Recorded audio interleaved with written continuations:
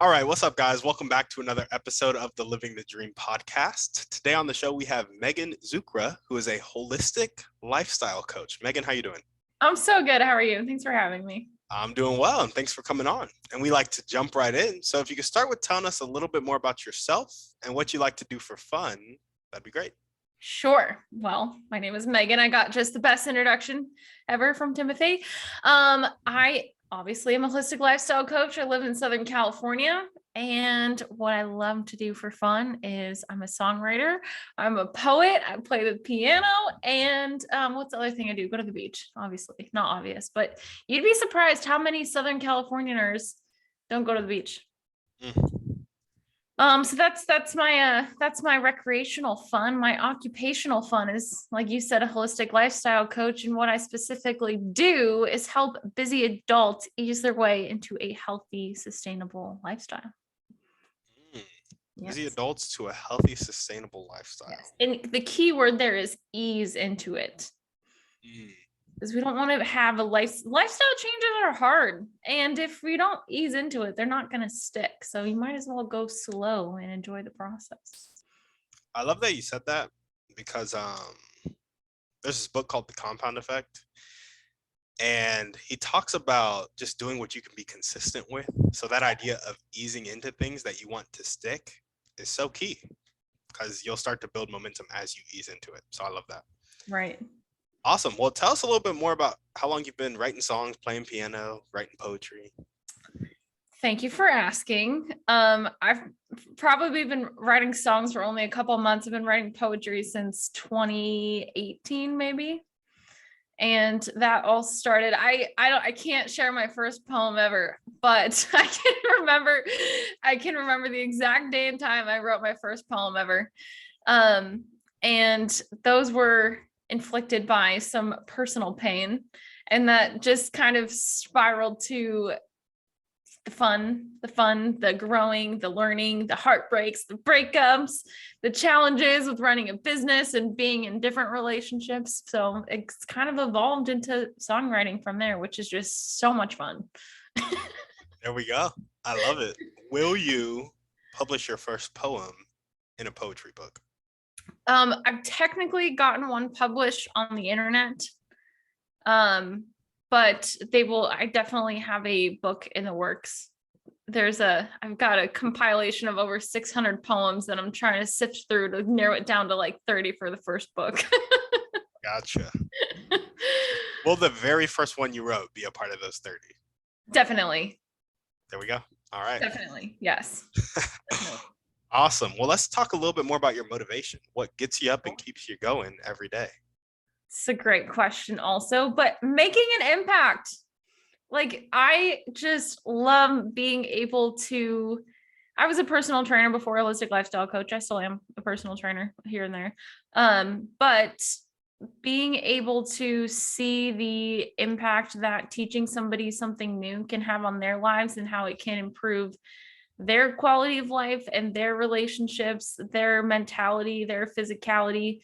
And yeah, just the fact that anything that I can do can have an impact on somebody's life just is what gets me out of bed. Yeah, no, I love that. I think I love how like pure that is in its essence, like just making an impact, because I think it's like ultimately what we're all like trying to do, you know? And when we're not feeling fulfilled, it's because we're lacking that impact on other people in our life. So kudos to you for going after it. I just kind of want to say, like, generally speaking, I think sometimes it's hard when I think, like you're saying, everybody wants to make a difference in somebody's life, but sometimes our material needs can get in the way of doing that. And we lose sight of what's actually the goal. And I think on some deep level, every human's goal is to be able to make an impact. Yeah, no, absolutely. I will, it's kind of like tangential. I've never thought I would use that word. I don't even know what that word means. Enlighten me, please. Yeah, I don't even know if I used it correctly. So if I didn't, let me know. Okay. But it's like kind of like a side thought, like just a little side step. So it's not quite what you just said, but I experienced that a little bit when I was in college. I have two big goals in my life. financial freedom for myself and my family, and then alleviating poverty around the world. And I was trying to just jump into that in college and realized, man, I'm dead broke. And like that financial struggle was getting in the way of me like actually being able to make an impact. And I was trying to figure out ways to like alleviate poverty while like making a profit. And then I thought about one day, I was like, I'm sure there's a way to do this, but it's just not how I want to do it. Yeah. So I like took a step back and started focusing on other things. But that's what you're saying just made me think of. Yeah, cool. Awesome. Well, let's jump into your dreams and goals now. What's your vision for your business and your vision for your life? It's a great question for asking it like that.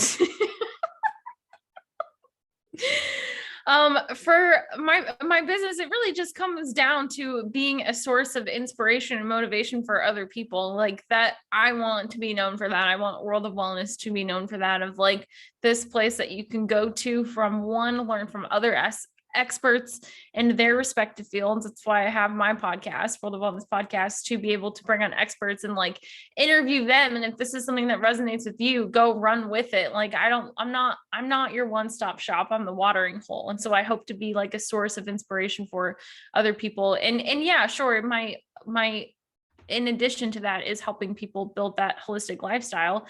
And just like my whole lifestyle's evolved, and I've been with different teachers and I've done different programs, and I hope to just kind of be like this starting point for people who want to be healthier, who want to be happier, healthier, and who also want to make an impact in their lives and reach their own personal and professional potential. So does that answer? It's not specific on what it looks like, but that's like the goal of the business, if that makes sense. Yeah, absolutely. Being that source of inspiration and motivation for other people. I love it. I love it. Do you have like things you're trying to accomplish this year that you want to talk about, or do we just want to leave it at that for the business goals? No, we can. I mean, my big thing is my big fat hairy audacious goal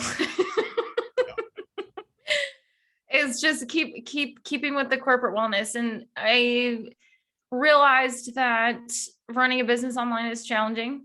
And it's really kind of word of mouth. And I'm like, okay, without starting a brick and mortar again, like, how can I get in front of more people, and how can I share this with more people, and kind of going to where groups are and being able to teach on a group perspective. And that looks like you start with the lunch and learn. And then one of my programs is added value with the lunch and learn. And then there's another five series workshop with a whole nother program that goes into more depth on building a holistic lifestyle. So I hope to get that out to the world a lot more with this year, when I will. I'm excited about it.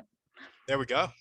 So you got some different programs that you're trying to get, and you do it on corporate level. So you're like kind of going into businesses and doing this. Yes.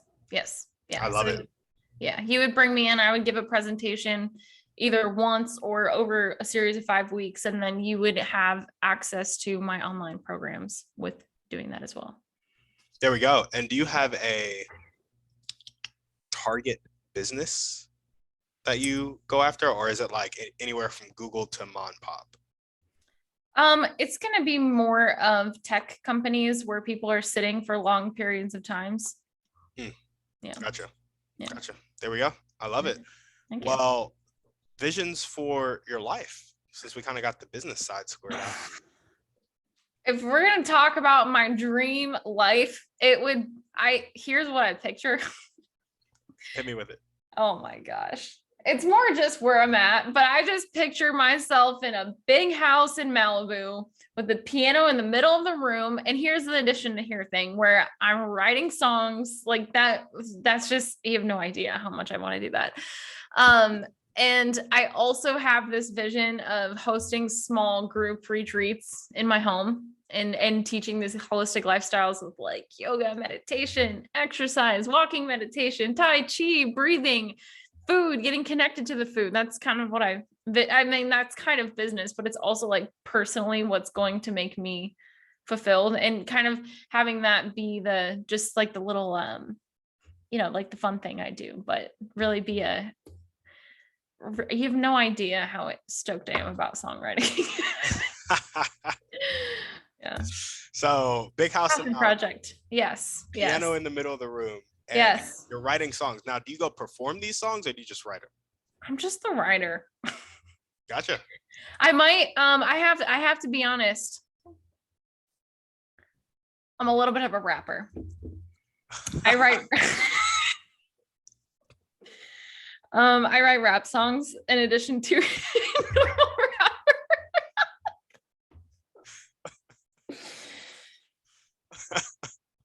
That was really unexpected. I know it's really unexpected from a lot of things, from a lot of people, that I write rap songs. Okay. Well, you have to rap 20 I knew seconds. you were gonna ask me that right now. Yeah, so right now, just favorite rap song, 20 seconds. Well, do you want my own rap song or do you want me to rap a rap song? You can do your own rap song. That's what I would prefer. But if you don't want to Okay. do that, you can also do whatever. What is the context of your audience here? Because there's one of two raps I can do. Okay, well, I mean, it's just people who are feeling stuck in their life and they want to take that next step. So that could be a 12-year-old kid listening right now. Okay. So we're going to go with the second one then. All right. It goes out here in Malibu, me and my best friend, we chilling us two, we vibing, we writing, transcribing, living the dream, doing most of you think may seem like a far-fetched reality. We made it our priority, writing our story, living in the present. Our God is iridescent, lighting the way so we don't go astray. In a line we stay. We writing our story, living life for glory. We writing our story, living life for glory. Always having a blast, letting go of the past. You want me to do more? I love it. I love it. You can go for the rest of the podcast if you want. Oh gosh. No, that's fine. I love it. Well, that was the first verse of one. Can't give it all away. Can we find this somewhere, or is it not? Definitely not. This is all noggin all right here. Gotcha. For right now. Is this the first podcast that you've like performed it on? Definitely. This is definitely the first time. I have rapped publicly for somebody, just casually at a table, but this is the first time that this would be public. That is amazing. When your rap goes viral, clip this podcast. All right. So first one. So I can ride the coattails. I might have to call my name M Sizzle, MC Hammer, M Sizzle. I'm just kidding. Honestly, like my whole vision is that Lizzo would rap my other rap song. So bad. Amazing. I know. You didn't expect this, did you? I'm sure not at all. I definitely thought it was going to be more like, dude, forgive me for my assumptions, but like Taylor Swift or like. No. I really like the other one better. But it's basically the moral of it is I'm gonna tell you how to treat me like I deserve. If you don't throw by though, I gotta surf. I know my worth and I give birth to my dreams, realities. I'm a tease as a please. I'm a model. I'll do me. I'm in my power. Dude, that's really good. I love it. Thank you. Awesome. Thank you. Well, I am excited for it to. You got to get it out there. I know it's coming.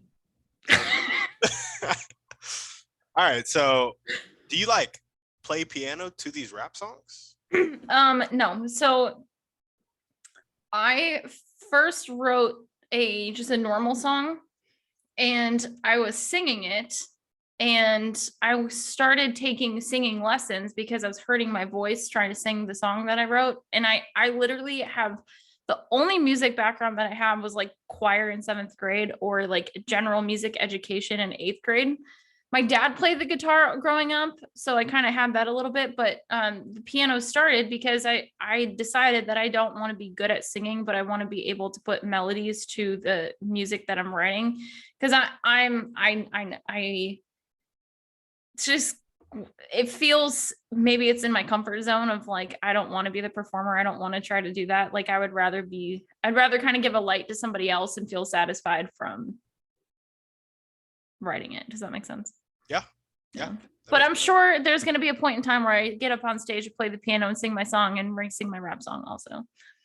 Oh, absolutely. I got to demo it, right? Before some famous singer can sing it. There we go. Well, awesome. I know that you said hosting small group retreats. Yes. at your big house in Malibu. Yes. And so tell us a little bit more about that. So in your ideal life, is this like you like play the piano, you write these songs, you host a small group retreats, and that's your life? Like that's it? Yes. Gardening. I would love to be able to garden and grow my own food. Surf. I mean, I would love to be able to, I want to keep learning. Like, I want to keep teaching. I'm always going to keep learning and teaching. But if my day could be wake up, surf, read a book, teach a seminar, play the piano, write a song, garden, cook my own food, meditate, do yoga, I'd be a happy girl. And I honestly kind of already do that, just not in the giant house that I would like, which I don't even need a giant house, but you have the vision, right? Yeah. Yeah, absolutely. I love those small group retreats. How much do you think that big house in Malibu costs? Definitely over $1 million. Yeah, for sure.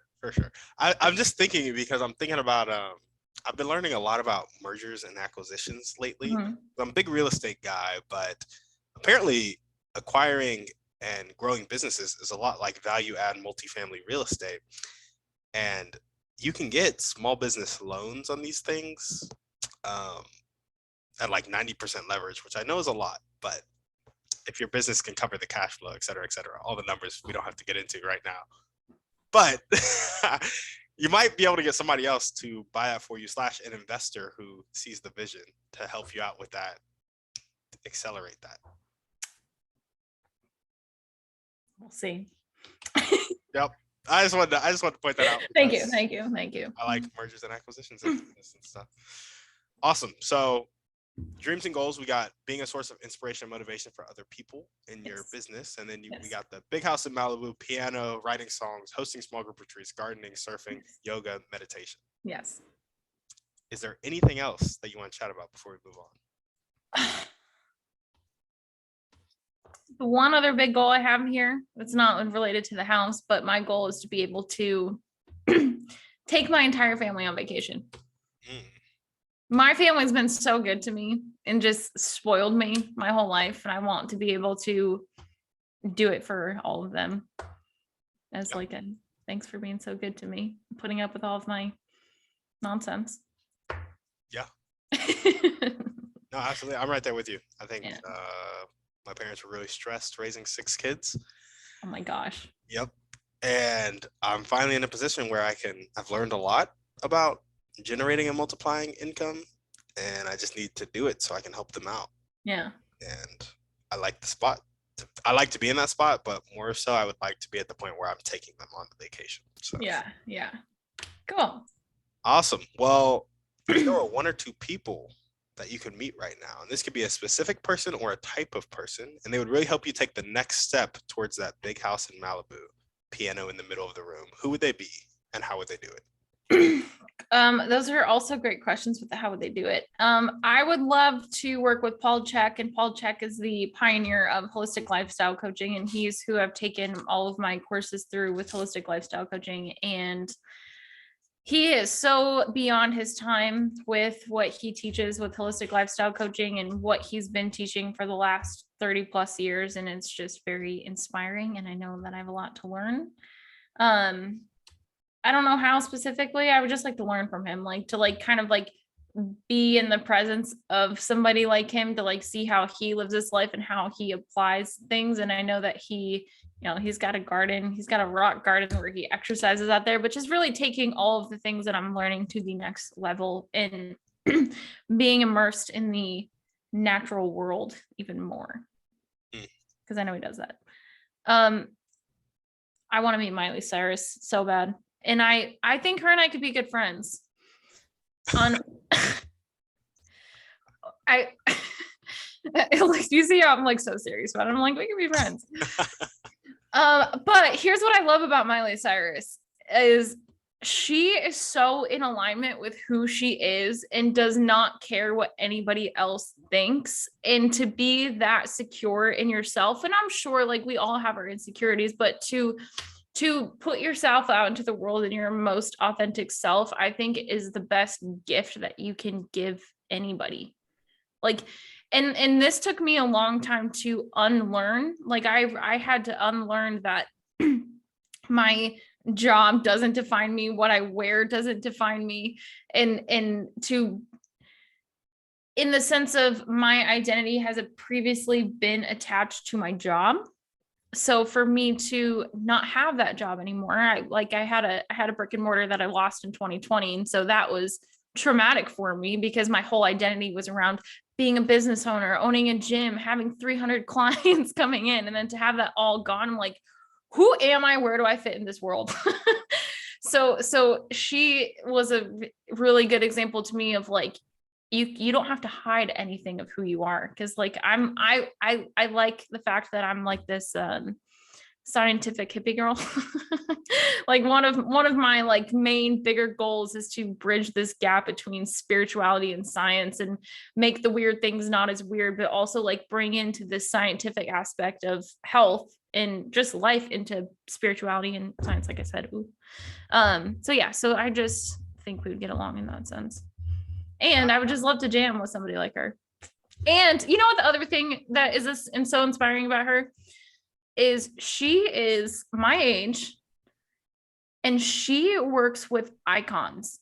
Billy Idol, Joan Jett, she sang with Metallica. Like these people seem out of reach to a lot of people, but she puts herself out there and she works with them. Like that's amazing. Yeah. No, absolutely. Yeah. I think that's awesome. I also, honestly, when you said it, I would have been surprised, but after hearing the rap thing, I'm kind of like, it makes sense. It makes sense. But I love it. And I love that you said you want to bridge the gap between spirituality and science, because, I've actually been learning a lot about like law of attraction and like manifesting stuff. And I've just in like really reading Napoleon Hill, having people on the podcast who talk a lot about it. One, we always say it's really woo-woo, but then when you think about it and you think about like life and just how it works, it really does start to make sense. And like the more like spiritual stuff really does line up with some of the more sciencey stuff. There are still some big disconnects, but you can start to see kind of how it's connecting. So I like that you want to bridge that gap. Well, and I even like what you said with talking about Napoleon Hill, because that book, Think and Grow Rich, he talks about that kind of stuff of being in alignment with what you want to create. And I don't really like the word manifesting, but I get it. I don't like the feeling that comes from manifesting, but I agree with manifesting, and maybe that's a resistance block I have right here. But think about that book was written in 1932.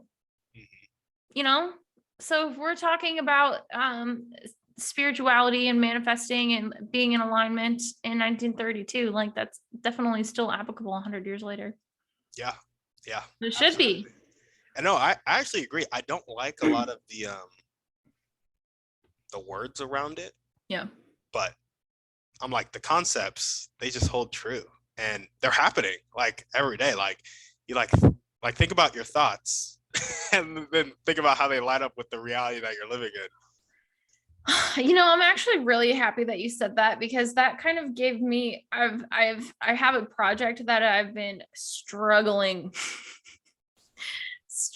to do, but you made me think like, what are my thoughts around doing that? But what am I actually trying to create? And my thoughts are not in alignment with what I'm trying to create. So thank you. Of course. That'll be $500. No, I'm just yeah.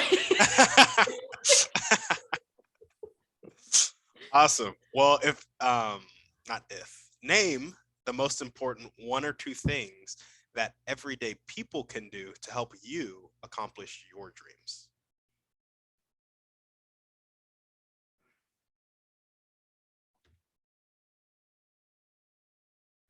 I mean, don't worry, I had an answer planned out for this, but you throw me off here. One, be curious enough to get out of your comfort zone and learn something new. Two, I would say value your own health. because at the end of the day, that your health is all you have. And in the sense, being curious about your health and things that you can do to better improve it, because there are a lot of unknown things in this realm of holistic lifestyle coaching that we might not think of, like the quality of our breathing. Like I mean, maybe we've heard about it, but like just the fact of like how chewing affects your life, or how the way that you eat your food, or the way that you think about your food, or if you're breathing through your nose and fast or deep. And like we said, what are you thinking? It goes so much deeper than eating healthy and exercising. And that is what inspired me to be a holistic lifestyle coach too, because two things as a personal trainer. One, I was seeing all my high performing clients, they come in, work out 2 times a week, 3 times a week, but they're not eating well. They're stressed out to the max. They're not sleeping well. And that's not healthy. Like, you can't out exercise a bad diet or bad stress, you know? So I think I lost train of thought. So I think I'll come back to you, but you get what I'm saying. There's so much more. There's so much more. So be curious about your own actions and behaviors, and are they in alignment with what you're trying to create for yourself? And you have to be very vulnerable with yourself in order to ask yourself these questions. And they're hard to do. And I think that's where journaling is a very powerful tool to kind of prompt yourself to ask questions. But sometimes it's hard, and you're going to cry, and it's going to be scary, but you're going to get through it, and you're going to be a better person. So for those who are listening, such as myself, who may have tried journaling, didn't like it, tried journaling, failed, then tried gratitude journaling, failed again, what would you say? I would ask you what your goal is. What are you trying to accomplish? Yeah.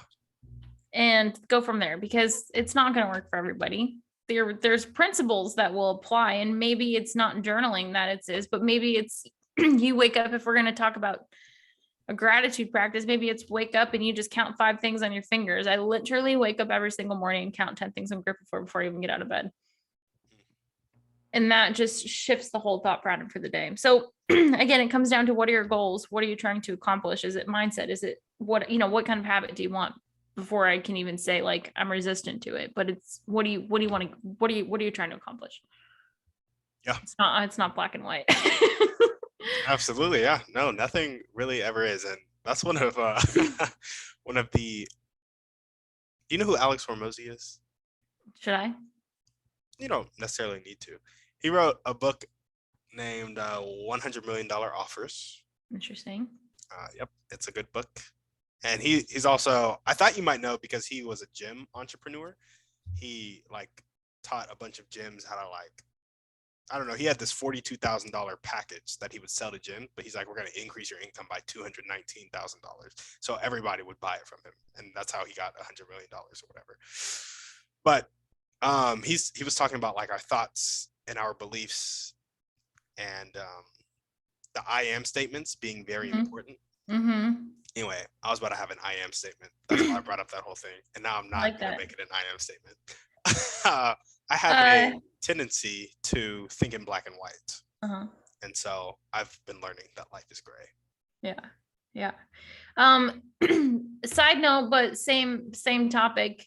One of my favorite quotes is by James Allen. You've read his book, As a Man Thinketh? Oh, yeah. And one of the quotes in there goes, his wishes and prayers are only gratified and answered when they align with his thoughts and actions. Say it one more time.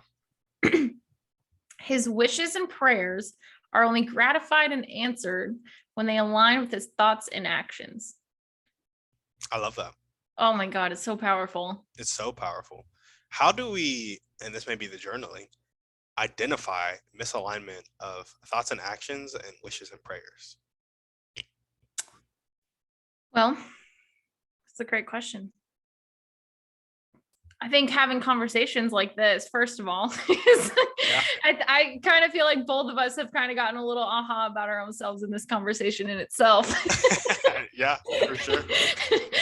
Can you ask the question one more time? Because I got distracted by that.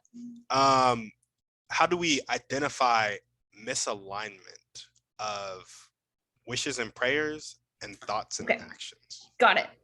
I think that would be starting to incorporate mindfulness practices and having an intention for your day, even in the beginning. Like I think starting your day off intentionally before anything, and then also incorporating some kind of mindfulness based practices.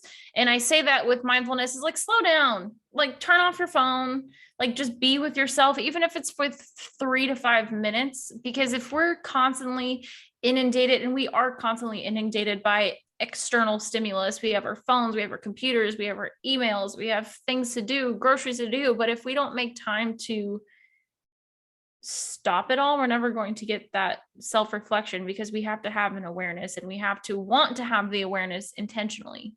And maybe you start doing that by you hang something above your bed that says, I'm going to be intentional today. And then that makes you think, okay, well, what am I going to be intentional about? So that you know how you're starting your day, right? I had this when I was feeling very unmotivated, probably end of 2020, I have this mission of wanting to bridge the gap of spirituality and science and make an impact on people's physical, mental, emotional state. I drew a picture and it said, do it for the mission. And I like made it pretty and I hung it right at the end of my bed, or like on the wall, so that when I woke up every morning, that was the first thing that I saw. So if you feel resistant to a mindfulness practice or being intentional, like, well, what, and maybe you don't know what you're trying to accomplish, but if you could dream big, like what would it be? And just like go for it. You know what I mean? It could be the most ridiculous thing ever. Something like you want to be a rapper, right? But like, I might as well work towards it and just have a reflection of, are you working towards it? Why aren't you working towards it? What's the quality? Like kind of having a goal in mind, and your goal can change, but starting to work towards something, because if we work towards nothing, we don't have a target to hit. Yeah.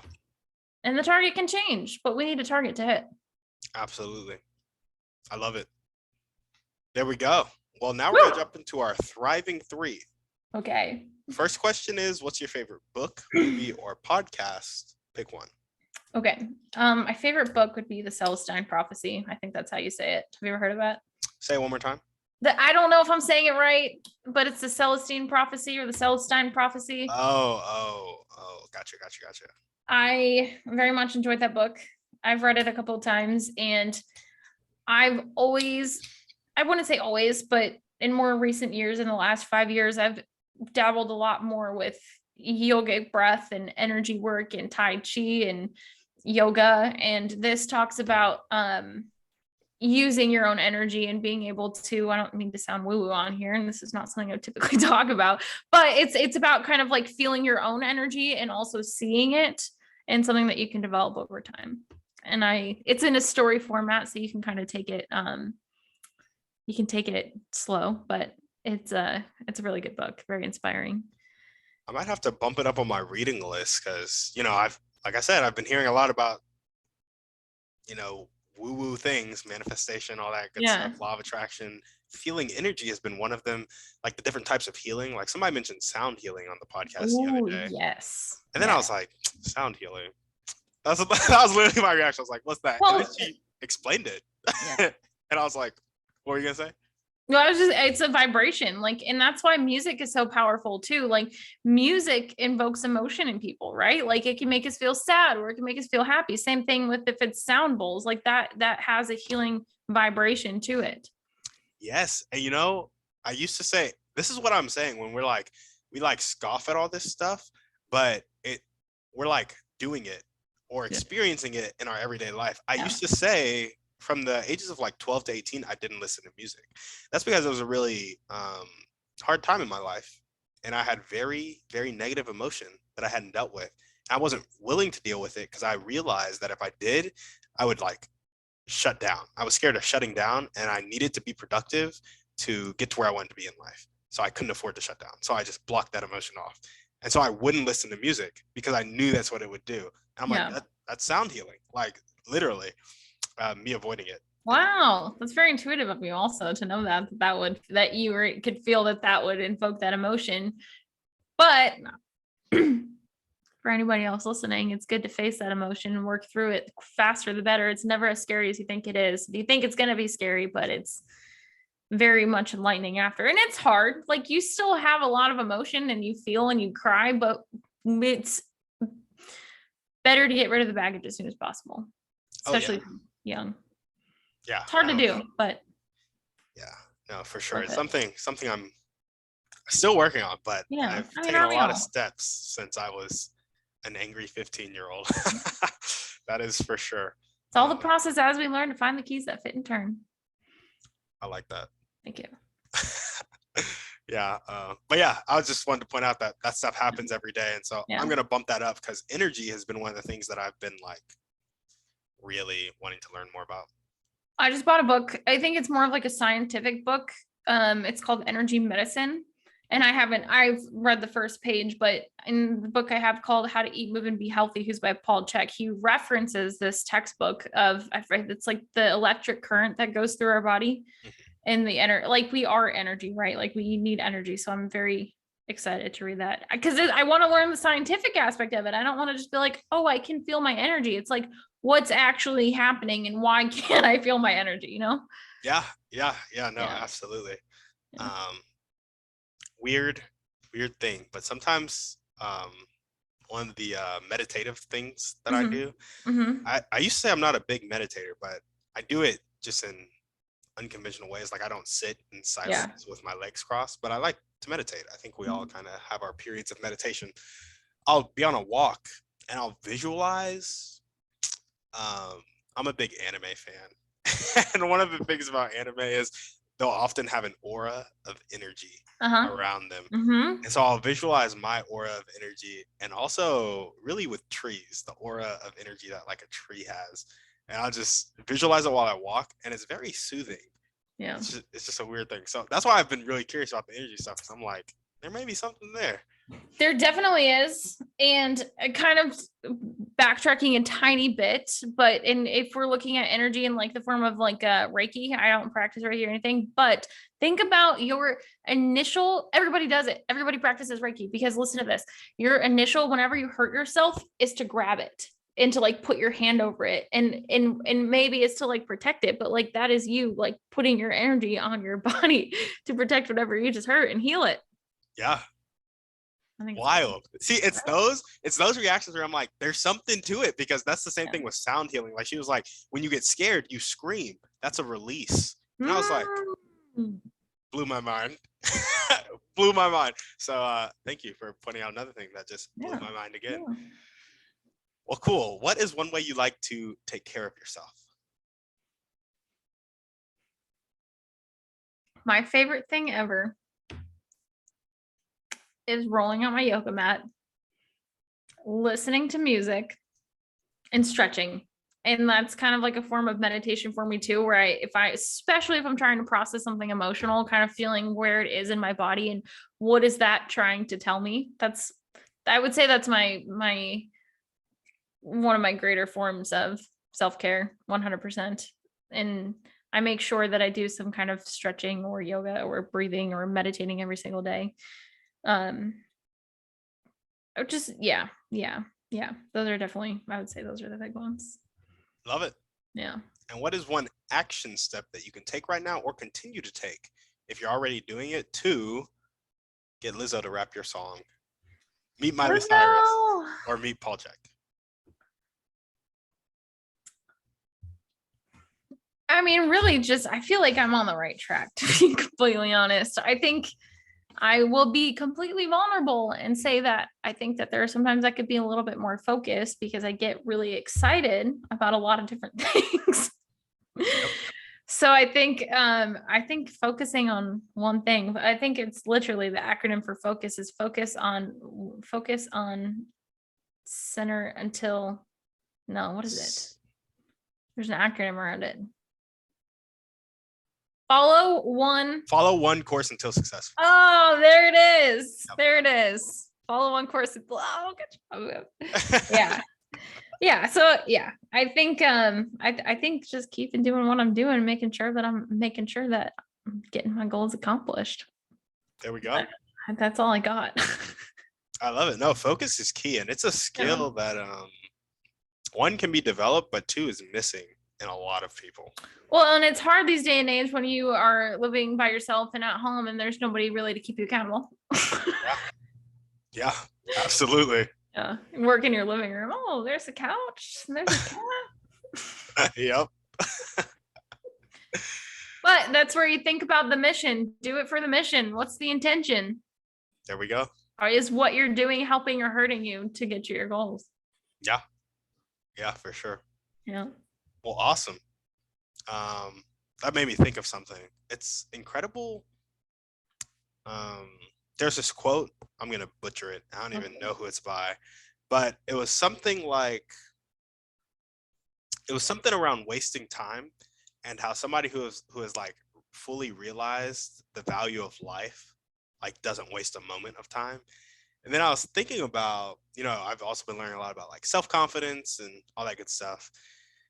And I was thinking about, I've seen how much I choose to not value myself throughout my days, and how much I choose to not value my own life. And I'm like, is that why I'm like sitting here, like doing things that I don't really care about, that are like not really getting me to where I want to be? Yeah. Like, when I really think about the action I need to take to actually make stuff happen, it's like, it's very simple. I know what to do. Yeah. Not doing it because of that, like, what were you calling it earlier? Resistance? Yes, resistance. Well, and it's funny that you say that too. First of all, I just have to say that I appreciate from both of our perspectives, both of us being vulnerable and things that we could be doing better, because I think people need to hear that.